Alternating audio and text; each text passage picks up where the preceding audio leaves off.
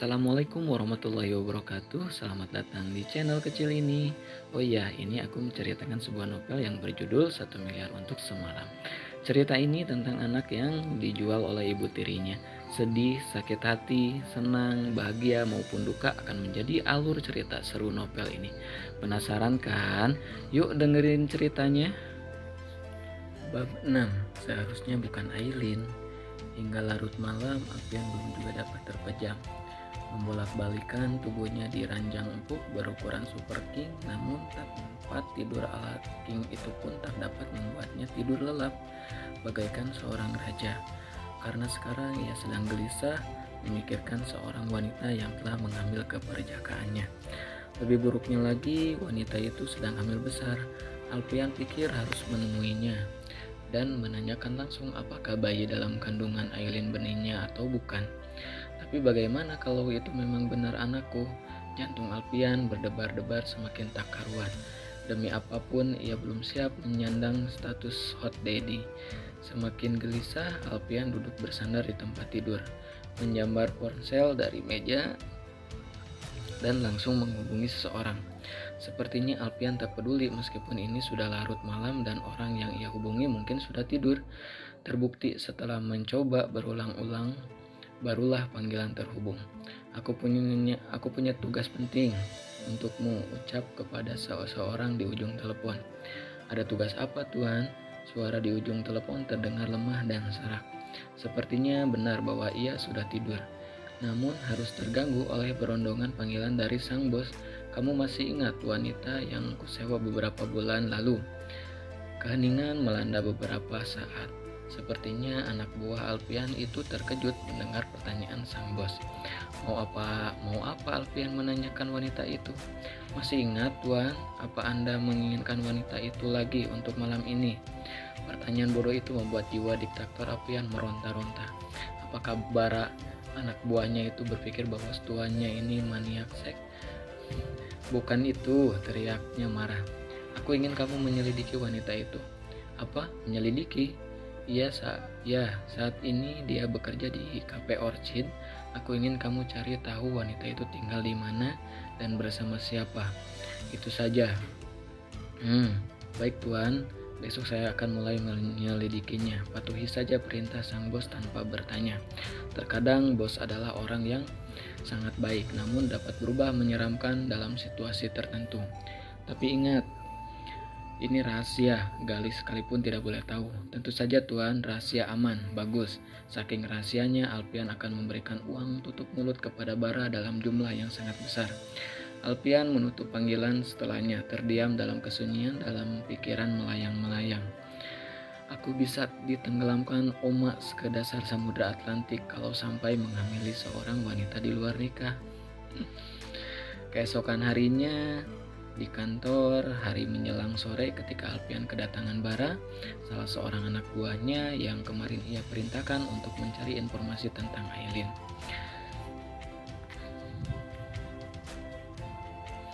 Demi menjaga kerahasiaan, pintu ruangan ia kunci rapat agar tidak seorang pun mendengarkan pembicaraan mereka, membuat Riana dan Gali bertanya-tanya, ada pembicaraan rahasia apa antara Alfian dan Bara?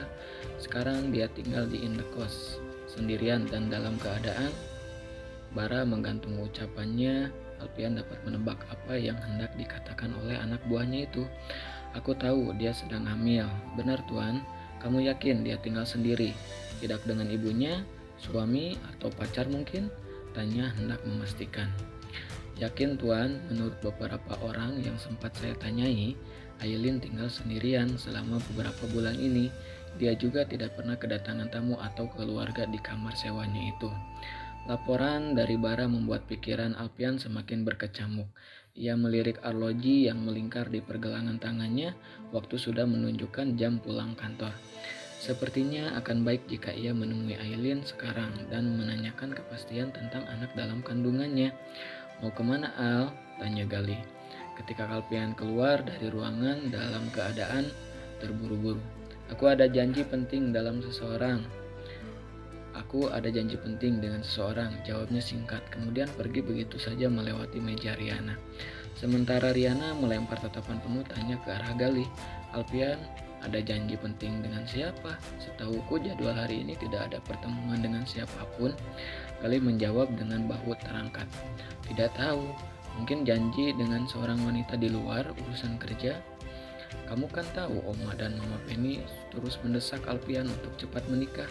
Riana bungkam, sepematinya tidak akan rela jika sampai Alpian jatuh ke tangan wanita lain. Sepulang kerja, Aileen memasak mie instan di kamar. Biasanya di akhir bulan, jika keuangannya menipis, berhemat adalah pilihan satu-satunya. Mie instan yang murah dan mengenyangkan menjadi andalan. Selain itu, rasanya juga enak bagi Aileen yang terbiasa dengan makanan sederhana. Suara ketukan pintu mengalihkan perhatian Aileen. Ia mematikan kompor lalu memindahkan mie berkuah panas itu ke dalam mangkuk. Posisi kompor yang ada di lantai membuatnya memasak dalam posisi duduk. Benar-benar menyulitkan, ditambah perutnya yang semakin membesar sangat membatasi ruang geraknya. Sebentar, sahut wanita itu tatkala mendengar suara ketukan pintu semakin keras. Seolah seseorang yang berada di depan sana tidak sabar menunggu untuk dibukakan. Aileen segera berdiri dengan tangan bertumpu pada lantai. Kemudian beranjak menuju pintu dan membukanya. Seketika Aileen merasakan seluruh tubuhnya gemetar ketika melihat siapa yang ada di hadapannya sekarang. Tuan Alpian, sahut dalam hati Aileen. Saking terkejutnya, Aileen tak sanggup mengerjakan mata dan mengira sedang berhalusinasi. Dari mana Alpian tahu tempat tinggalnya? Aileen membeku.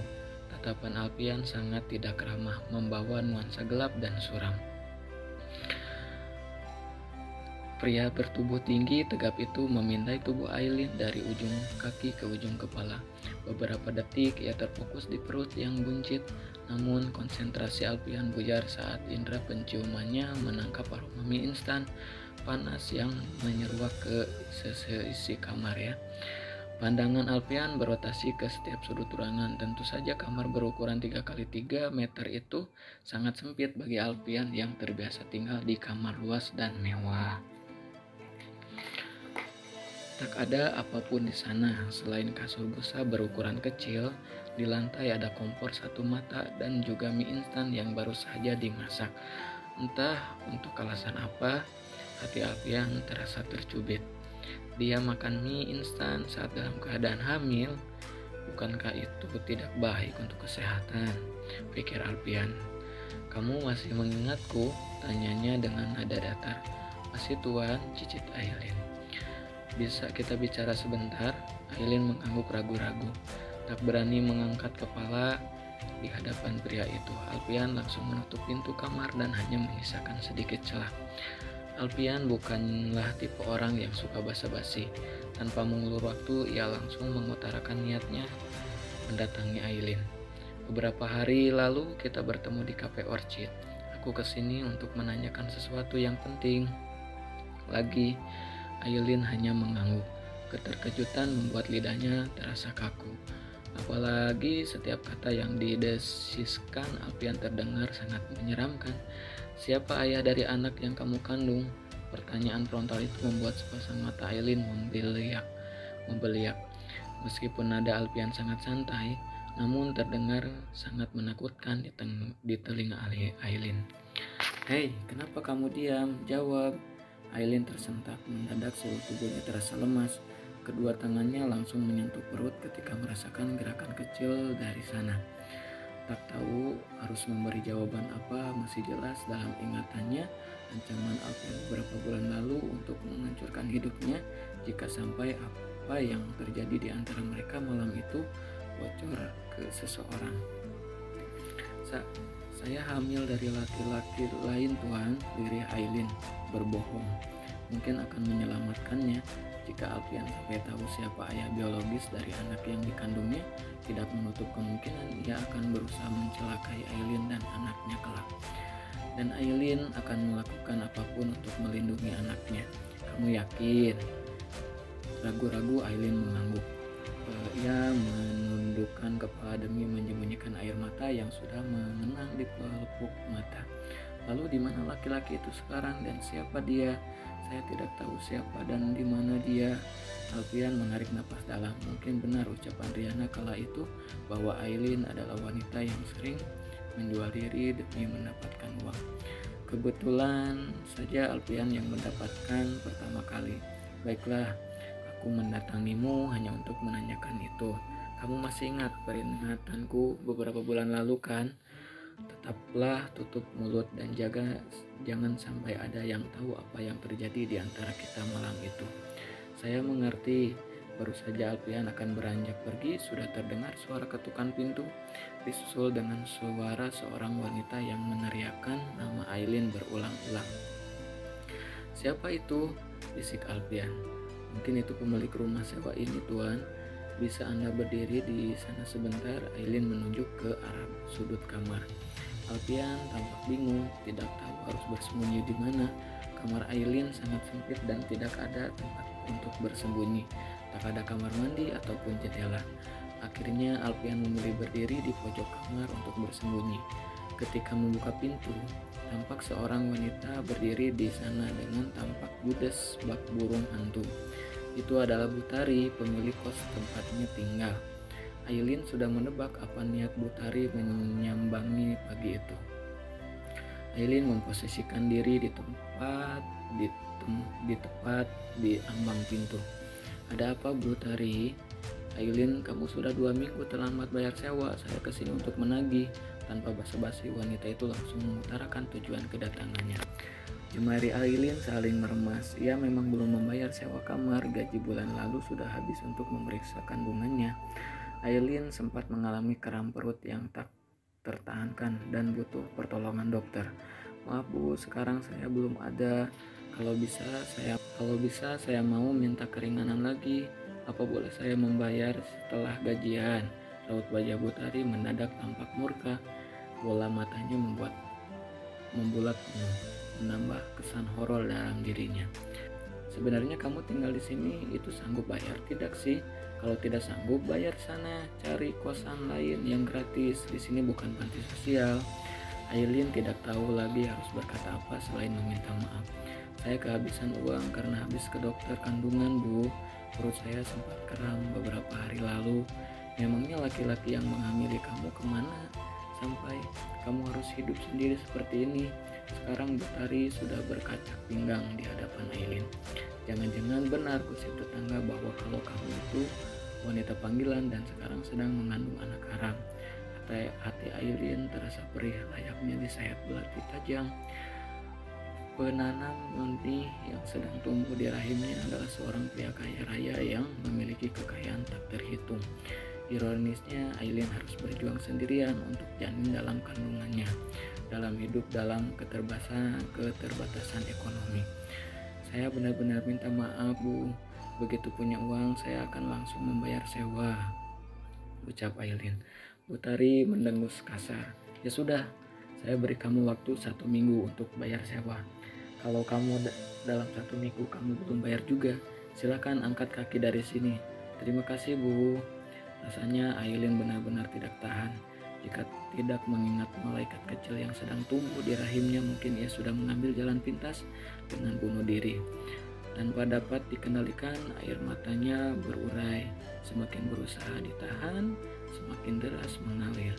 Alfian yang berada di belakangnya hanya menatap punggung Aileen yang bergerak naik turun. Meskipun Aileen tak bersuara, namun Alfian dapat menebak bahwa wanita itu sedang menangis. Entahlah, tetapi Alfian merasakan hatinya diremas memikirkan Aileen hidup tanpa dalam keadaan menyedihkan, sendirian, hamil besar dan harus menjadi bahan hinaan orang lain. Tanpa sadar, kedua tangannya terkepal mendengar ibu pemilik kos tadi membentak dan memperlakukan Aileen dengan sangat kasar. Apalagi wanita itu sempat menghina anak dalam kandungannya. Fokus Alfian berpindah pada semangkuk mie instan di lantai yang sudah tampak mengembang. Apa dia sama sekali tidak punya uang sampai harus makan mie instan? Dalam hati Alfian terucap. Pikiran Alfian semakin dipenuhi pertanyaan. Bukankah malam itu ia membeli Aileen dengan harga yang sangat mahal? 1 miliar tentu saja bukan uang sedikit bagi orang biasa seperti Aileen. Apakah uang 1 miliar habis secepat itu? Dalam hati Alfian. Suasana lebih tenang setelah Alfian meninggalkan kamar Aileen.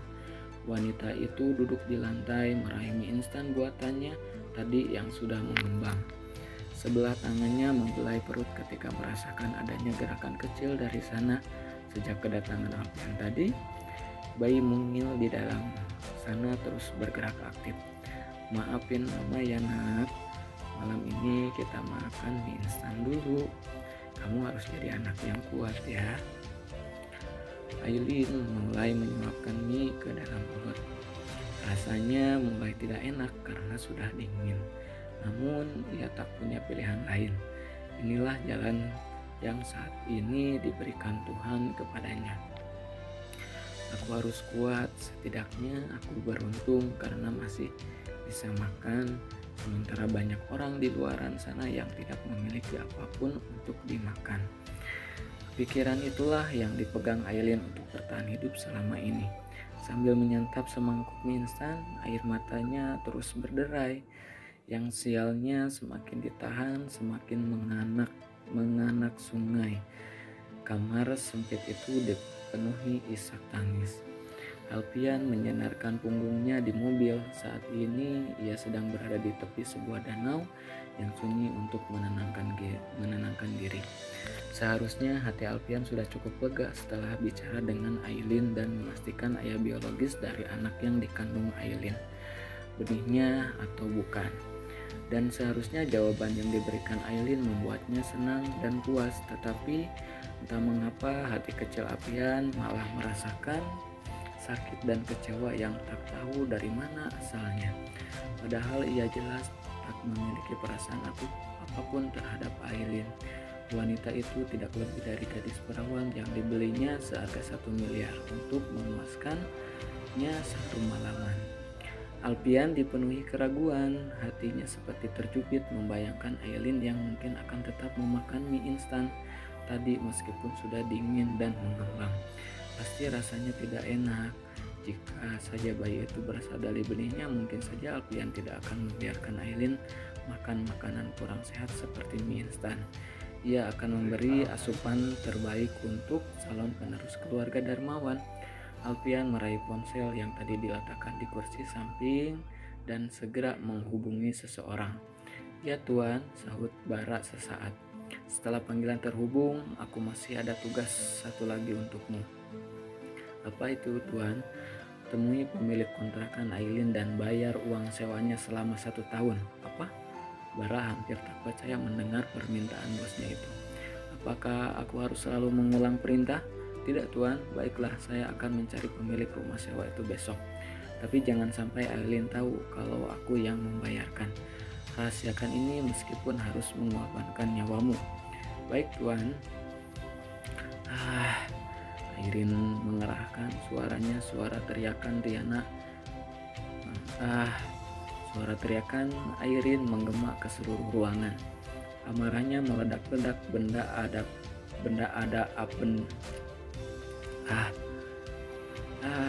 Suara teriakan Riana menggema ke seluruh ruangan dengan kesalnya. Amarahnya meledak-ledak, benda apapun yang terjangkau oleh kedua tangannya berpikir dengan terlempar ke dinding ya.